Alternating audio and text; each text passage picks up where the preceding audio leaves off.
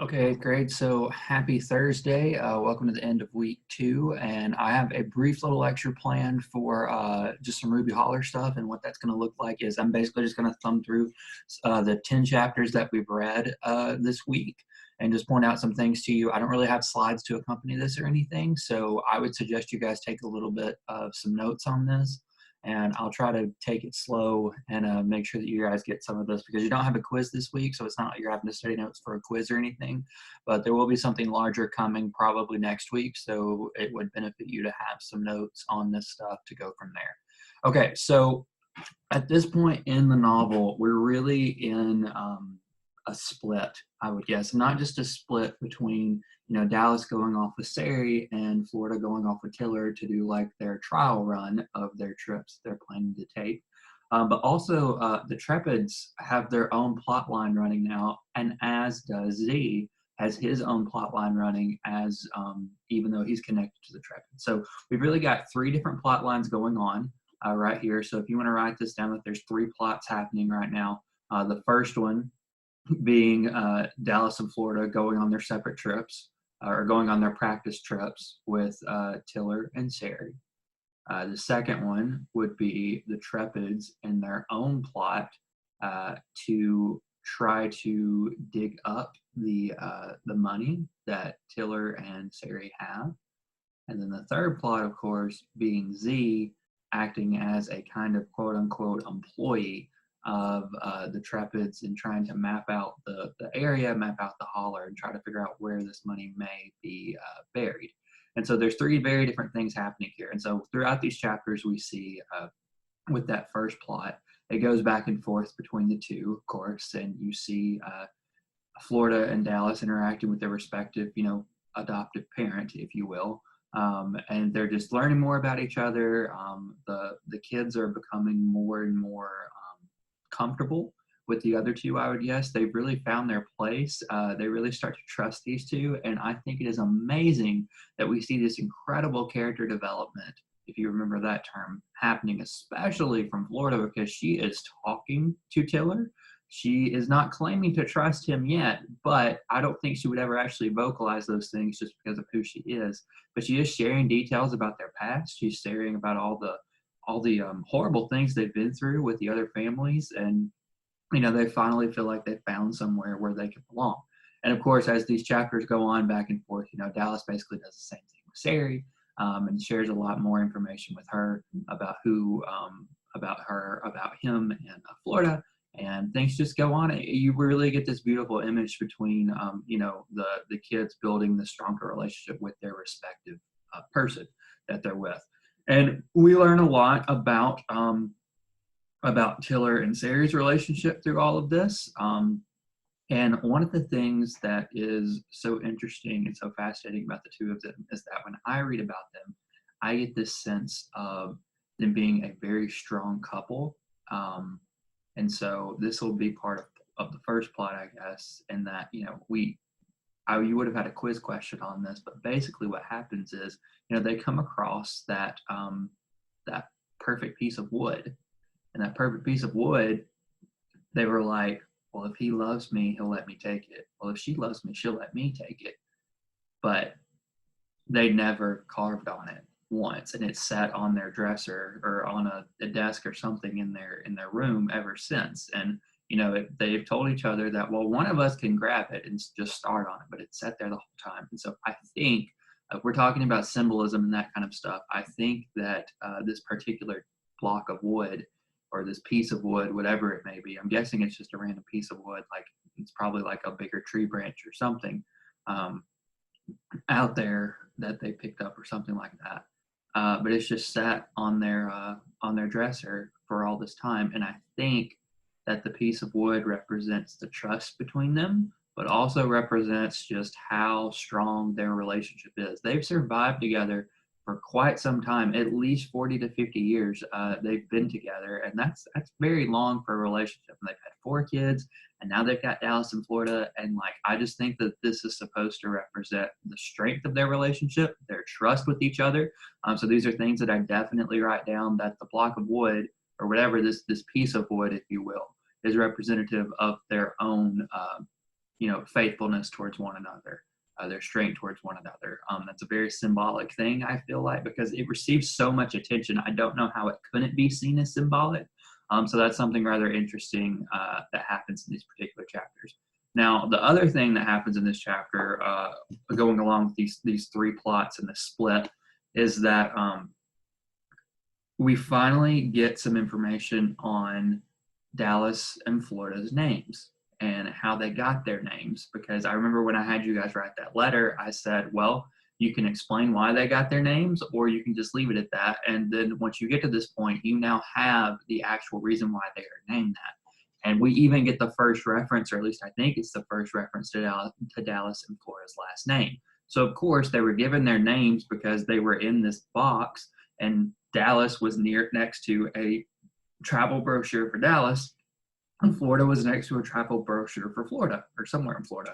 And so the Trappists just gave them their name and their names from that, because there was no note. And so they're like, well, maybe the note blew away. We're not really sure. And so it's really unclear if there was a note, which of course we can't know that at this point, if there was one or not. But if there was a note, it may have explained why the Dallas and the Florida brochure were left there. Maybe that's not their real names, but without like birth certificates to accompany stuff. And of course the Trappists have gotten real birth certificates, but we don't know, as Dallas points out, even though they have a name and they were given a last name because the box said Carter Produce on it, so they're Dallas and Florida Carter. Dallas and Florida really have no idea who they are. Dallas doesn't even know what his birthday is, as he points out at the end of one of the chapters. Said it's weird that a person doesn't know when his birthday is, because the Trappists gave him the birthday of the day they arrived on the doorstep, but Dallas was like, no, that can't be right. I think that, I would have been born months before that if we looked this old when we were there. So Dallas is a very smart kid, but also like they have no background, no history. They don't know anything about themselves when it comes to their family. And this brings up a really interesting idea, and it's an idea that I think is present in all children's literature. Or at least it's the main plot, if you will, of all children's literature. And I've begun to explore this with the juniors in their class as they're reading the first Harry Potter novel.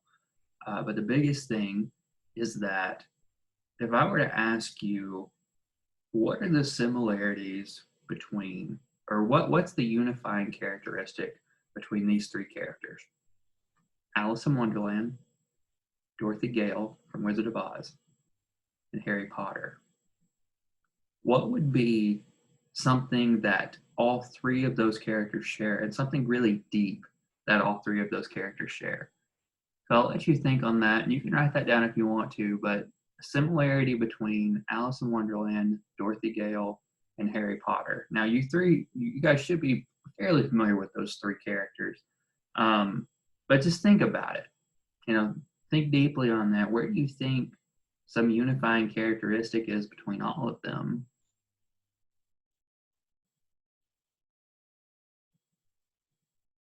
What are they all searching for?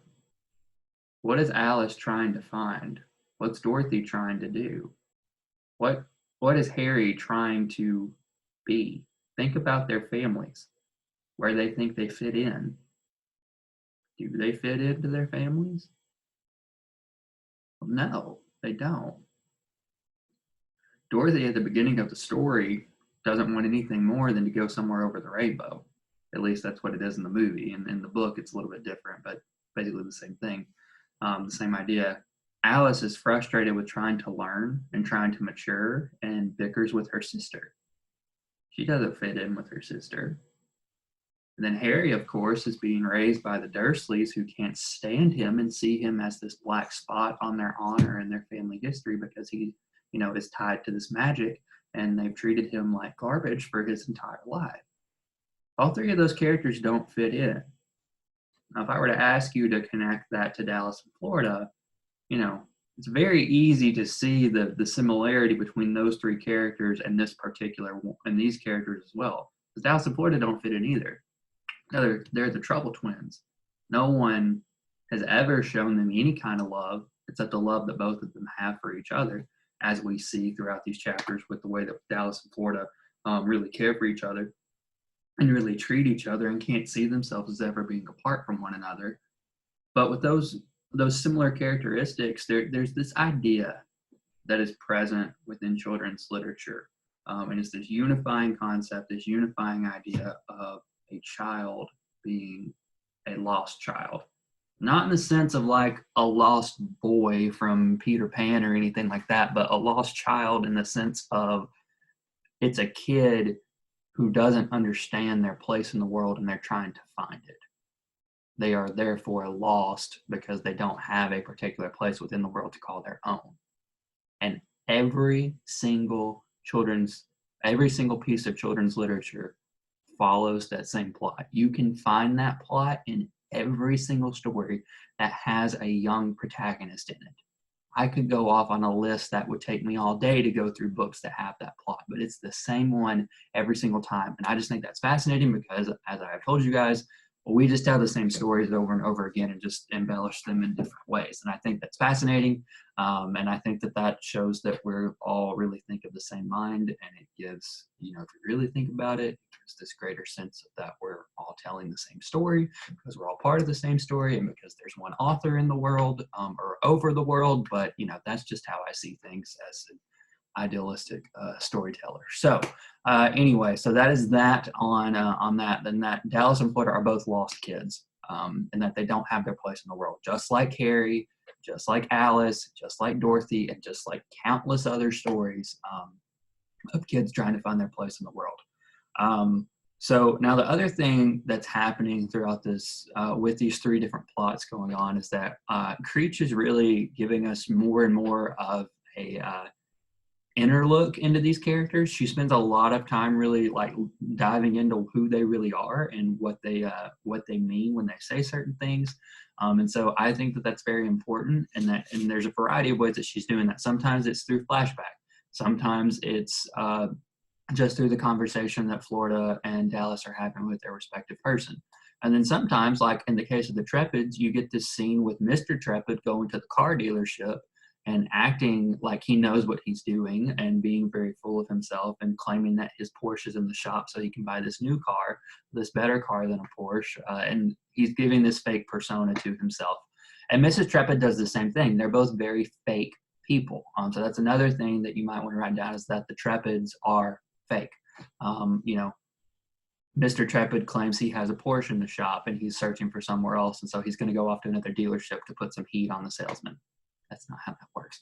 And then Mrs. Trepid is trying to buy this dress. And she claims, well, I could afford it right now, but that layaway sounds like a good idea because she can't afford it because the Trepids don't have any money. They don't make money from the home. They get paid by the government to run the home. And so obviously they only get just enough to, carry out the expenses of the home and their own living expenses, but it's not like they actually have any money whatsoever. And so seeing this, hearing this from the kids that Tiller and Sari have funds stored under the ground is a pretty big deal, because they're like, we could just take that when they go off on these trips and they never know. And then they'd be really surprised when they opened up their understone funds and, found nothing there and there's nothing they could do about it because they didn't put it in a bank. So it's really their own fault is kind of what they're thinking. Now, they've never said that, of course, but that's really where they're going. And then you throw Z into all of this, and you got this random other guy who lives in the holler that we really don't know anything about, but somehow he knows the Trepids, and he's been contacted by Mr. Trepid, and now he's out making a map of the holler and finding big stones and just marking where they are, kind of thing. And so I sense a hint of trepidation from, or a hint of uneasiness from Z, and that he doesn't really think he should be doing this by any means, but he's just continuing on. Z is very much an enigma. And some of you guys may not know what that word means, but I'll spell it out for you here. It is E-N-I-G-M-A, enigma. And so enigma is someone who is mysterious, someone who is, we don't know a lot about them. They're very mysterious. They have a very unclear past about themselves. Things are kind of uncertain about their character. And we really don't know anything about him. Z is definitely an enigma, and his name itself is mysterious because it's one letter and it's the last letter of the alphabet. Very odd name to pick for yourself, but for some reason that's what it is. And so Z is just very mysterious, and there's not really much that we know about him, but he is this figure that we want to try to read about. And so, Creech is creating this sense of suspense and this sense of intrigue and making us want to continue flipping the pages and stuff because we want to know more about him. We want to know who he is. And she will eventually reveal those things to you as the book continues, as all good authors do. But she's really creating this sense of intrigue, if you want to write this down as well. The sense of intrigue is only compounded by the fact that, you've got the multiple plot lines really going on. Because sometimes you'll be with Dallas and Sari. Sometimes you'll be with Mr. Trepid. Sometimes you'll be with Z. And then sometimes you'll be back with, Dallas and Sari, but maybe you'll have Florida and Tiller thrown in there. And you really don't know where the story is going to go from here, but you just know that, think of it as like a movie with multiple plots happening, and then you got these people, and then you go to these people. Think like Avengers Infinity War, where, Iron Man and Cap don't even see each other the whole film because, Iron Man's going off in space to go to Titan to stop Thanos, and then, Cap is on Earth fighting in Wakanda against, the army and everything and against everybody else. But, there's different plots that are happening. So that makes you want to keep watching the movie so you know how the plots get wrapped up. And so it's flashing to different scenes and that kind of thing. So if you want to think about that kind of thing as you're reading through it, that does create intrigue as well. Because there's a lot going on in this little story. I mean, you guys only read 10 chapters this week, but still within those 10 chapters, this might be the most that happens between everything in the terms of plot. Because there's been a lot of setup at this point. Dallas and Florida have definitely found their place. Florida doesn't want to admit it anymore, but they're having these really awesome bonding moments. And then you've got the stuff with the Trepids, with Mr. and Mrs. Trepid, and then you've got the stuff with Z. And so you've got those 3 different plots, even though the first one's kind of split into 2. So just keep that in mind. They all will eventually come together.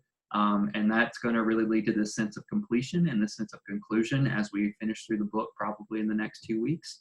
But anyway, that's about it for me. You guys are doing great. If you've got any questions, let me know and just stay on top of your work. Next week will probably look very similar. I'm going to try to come up with more colorful assignment, I guess, so you guys don't get stuck in the funk of just doing the same thing over and over again with these written answers, because I know that can get old and taxing, and I want to try to come up with something new for you guys to do. So I'm going to spend the weekend trying to come up with something fun. I may give you some options on some stuff to do. Rather, you may do one option out of 4 different options or something like that. But I'll come up with something and let you guys just continue reading and make your way through the book. And I hope you guys are enjoying it. If you have questions, you can always text me or email me or send me a message on Hangout. Just make sure that if you're using Hangout, you're not using our class chat, and that you just send me a single direct message rather than one on there. But other than that, that's everything. Hope you guys have a great Easter holiday with your family. I know they're probably driving you crazy by now, but just enjoy the time that you can, and do what you can with your families. It can still be a great holiday, even if you guys are all stuck inside and stuck with each other. So enjoy the time of Easter. I love you guys, and I hope to see you guys soon, sometime next week.